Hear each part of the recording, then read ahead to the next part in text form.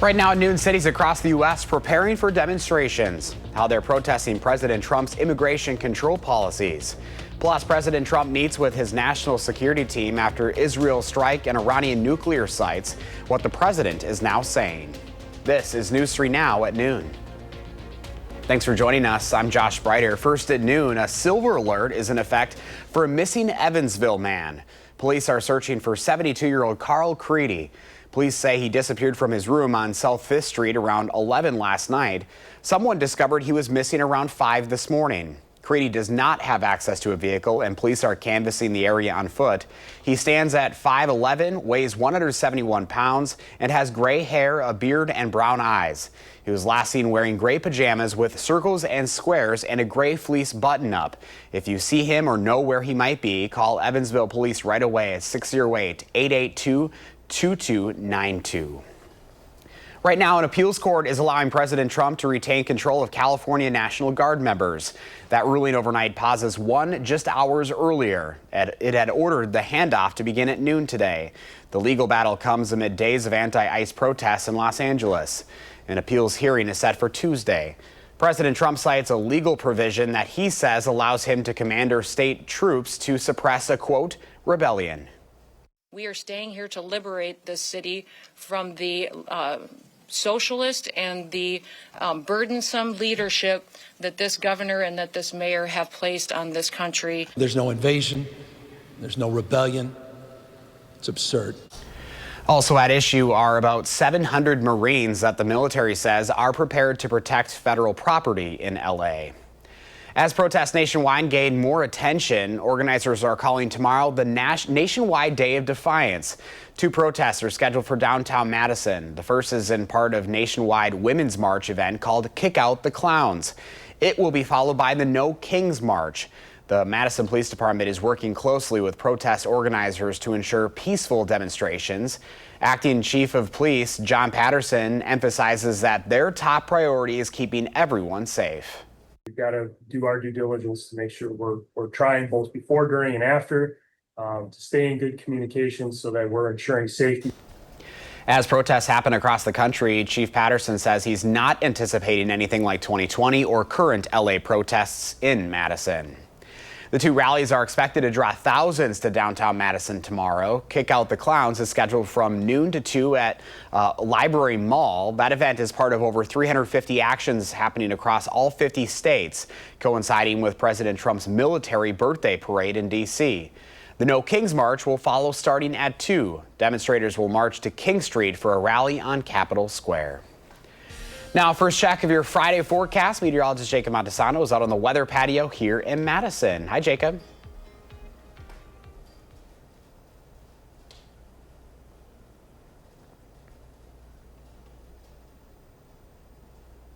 Some technical difficulties. Oh, there we go. I think my mic is on now.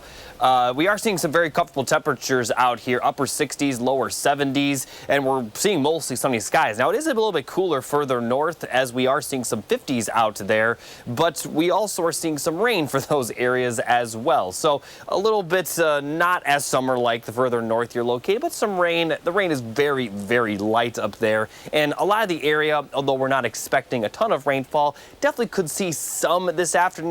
Looks like we could see some of those storms form in far southern Wisconsin. Some showers are also possible as well.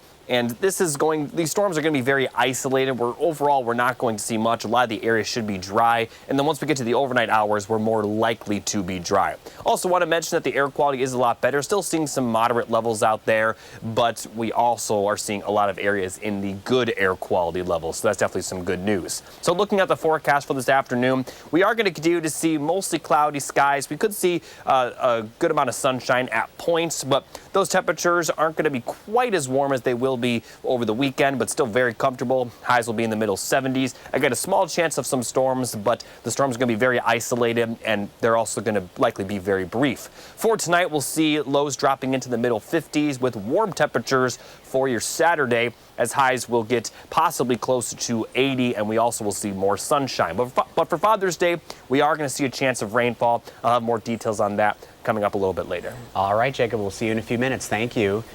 Israel's military says Iran launched more than 100 drones at Israel this morning. It follows the Israeli strike last night targeting Iranian nuclear facilities, scientists, and senior military commanders. The Trump administration says the U.S. was not part of this operation. Natalie Brand is at the White House. People in Israel are bracing for retaliation by Iran, stocking up on food and essentials. I hope everything will be quiet. We want peace. Israeli hospitals also prepared underground facilities after the country launched a wave of strikes overnight aimed at Iran's nuclear program. Israel launched Operation Rising Lion, a targeted military operation to roll back the Iranian threat to Israel's very survival. This operation will continue for as many days as it takes.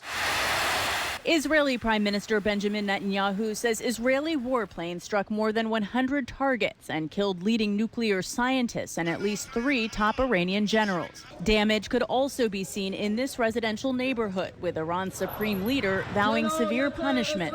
World leaders are calling for de-escalation, and the Trump administration stresses the U.S. was not part of the operation. Secretary of State Marco Rubio says the top priority is protecting American forces in the region.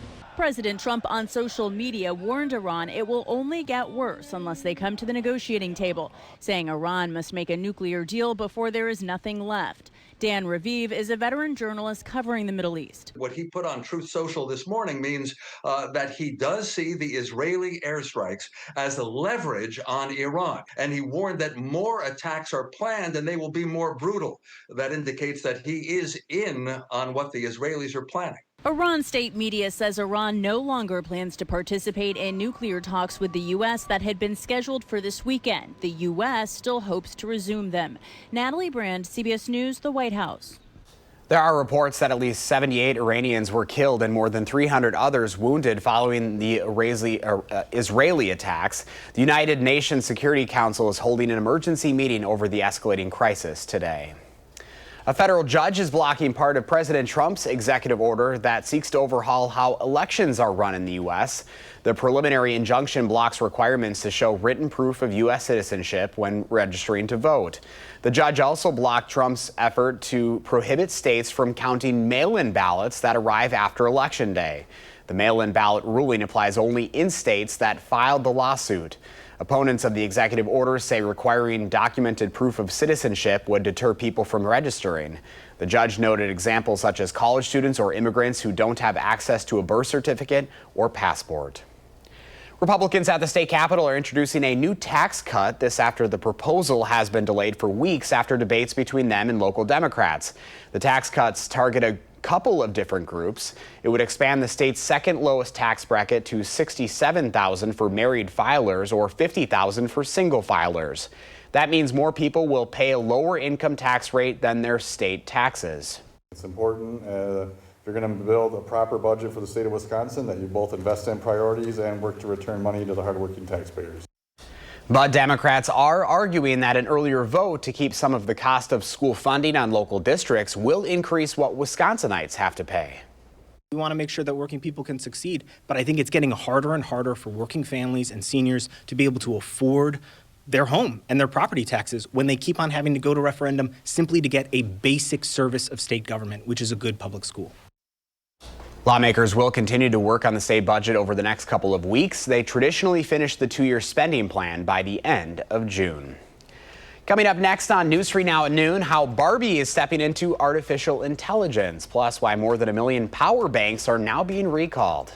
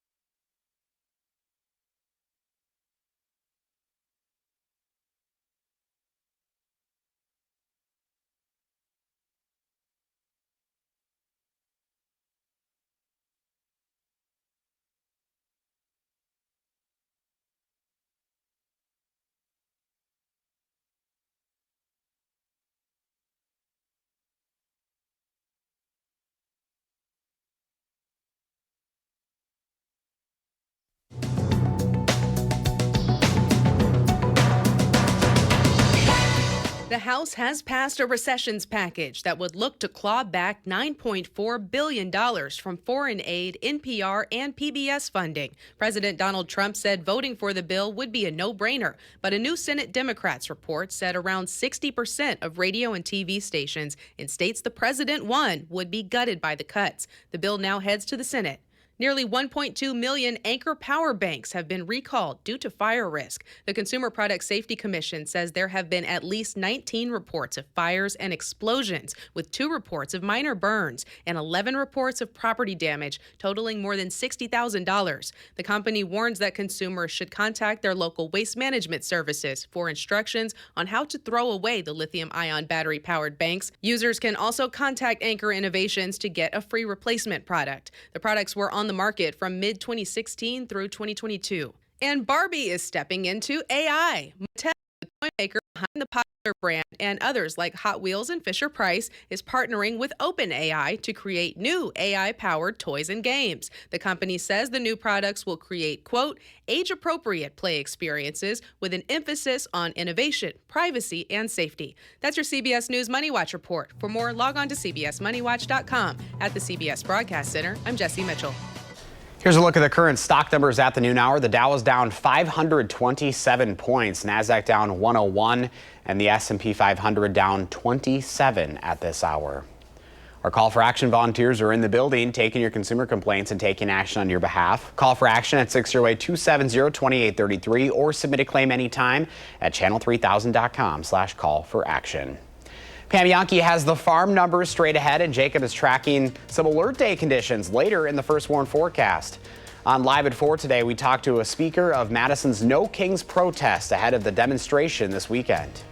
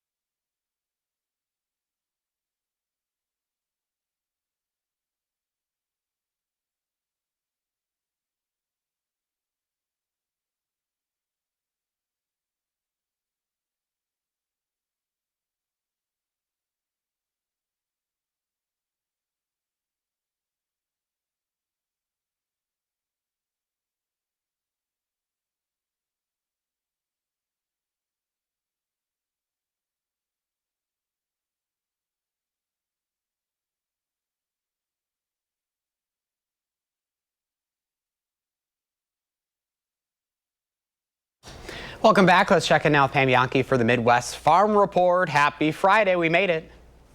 Yeah, we did. Going to be a busy weekend, though, for a lot of folks around Wisconsin. I'll hope to see everybody tomorrow morning starting at 7 a.m. Dane County Breakfast on the Farm, the Hinchley Dairy hosting again this year, just outside of Cambridge. If you've never seen robotic milkers, you'll want to come and learn what they're all about down at Hinchley's. It's going to be a great day on the farm. It was a great week for the Wisconsin State FFA Association. Yesterday, they announced their new president of the officer team. The way that the FFA works is they take one of the officers that has served as a kind of a regional representative through calendar year 24-25.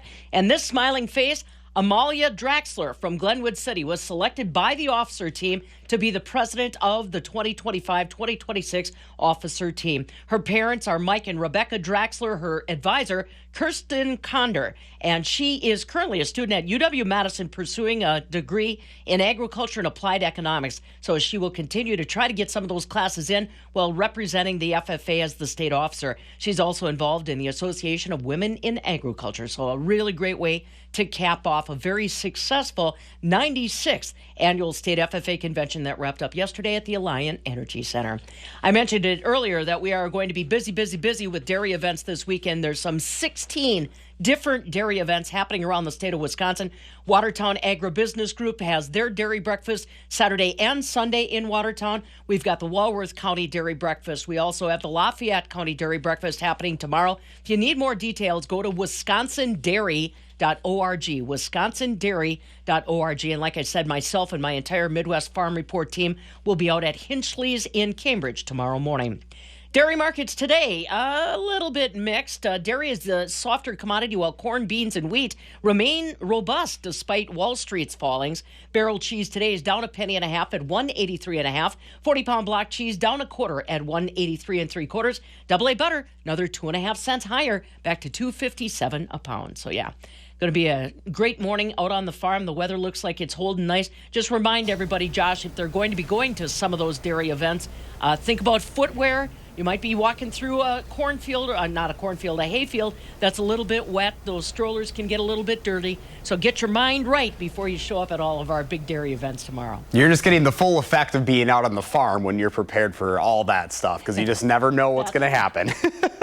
What is common for me, not so common for other folks. Oh, especially the city folk. You got to teach us a thing or two. All right, Pam, you have a great weekend. All right, buddy, have fun.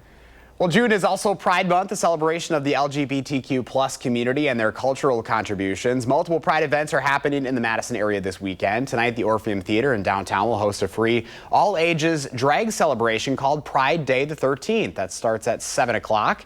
And then tomorrow, Middleton will hold its Pride Festival from 1 to 5 in the afternoon at Stone Horse Green. The family-friendly event includes drag story hours and local school performances. Henry Vilas Zoo will host Pride Night Saturday. This is an 18 and up after-hours event with performances, pop-ups, and trivia. That event starts at 5:30 and costs $10. Also happening this weekend is the Big Gay Pride Market. The 3-day event begins today at the Alliant Energy Center. It will feature queer and ally vendors alongside performances, fundraiser raffles, and drag shows.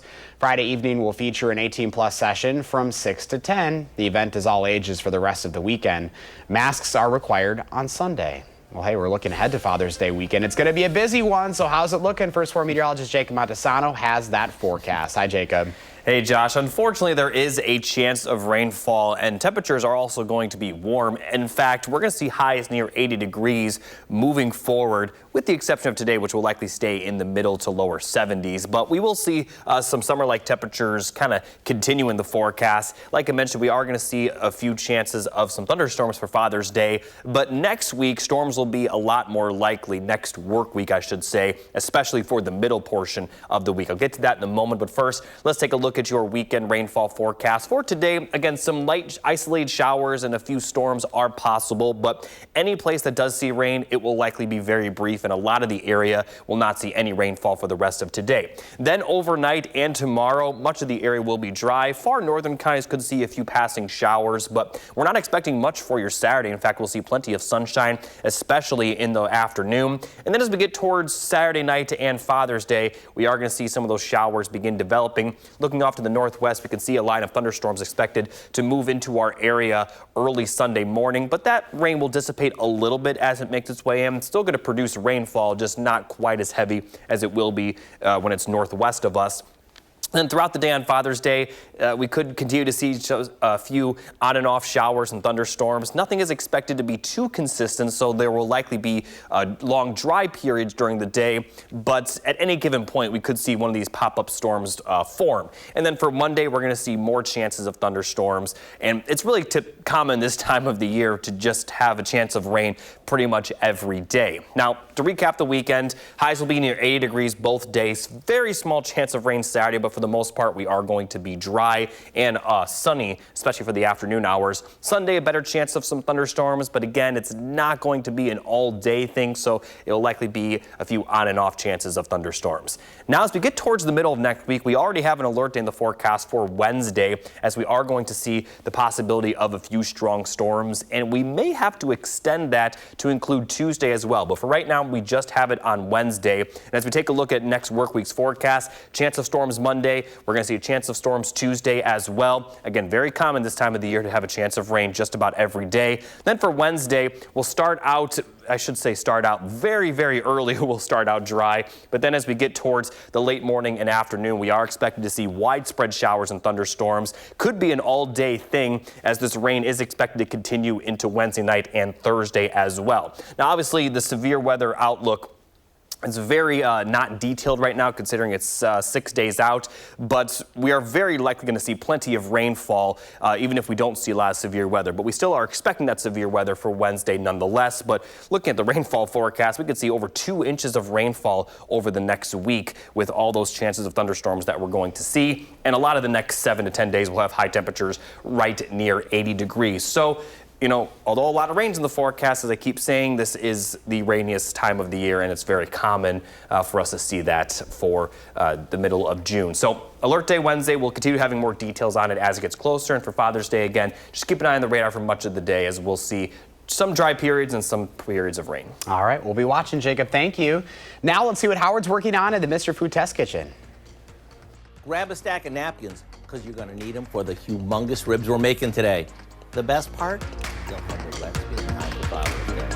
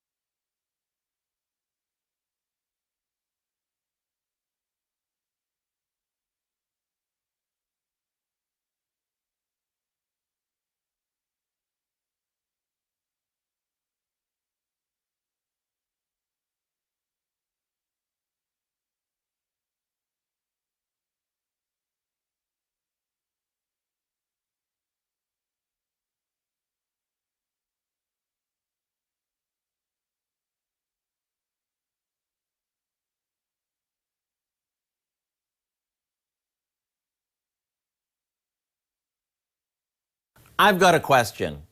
How come on Mother's Day we try to come up with just the right thing to make for Mom so she doesn't have to cook, or we take her out? But on Father's Day, Dad's often the one doing the cooking. So here's a recipe to try out this weekend, no matter who's wearing the Kiss the Cook apron. They're beef ribs, which are big in size and huge when it comes to flavor. We begin by combining some ground cumin, dried oregano, and crushed thyme, along with a bit of chili powder, garlic powder, and some salt. After this gets mixed, we rub it over some beef ribs. And if you're not familiar with them, they're cut from above the prime rib, so they're really flavorful. After roasting them uncovered for about an hour, we'll slather them with some barbecue sauce, and back into the oven they go until they're super tender. The results are ribs that are so big, so tender, and so flavorful, you won't be able to stop eating them. Just make sure you have plenty of napkins. To get this recipe in time for Father's Day, all you have to do is visit our website and type in dinosaur ribs. I'm Howard in the Mr. Food Test Kitchen, where today we found a monstrously big way for Dad to say, ooh, it's so good. Here's Jacob with the final check. Yeah, we're going to be dry for most of today and tomorrow with some rain on Father's Day. Then an alert day for the middle of next week for the possibility of severe weather. Overall, plenty of rainfall is in the forecast over the next 10 days. All right, Jacob, thank you. Thanks for joining us. The Bold and Beautiful is coming up next. We're back at 4, and you can always find us online at channel3000.com.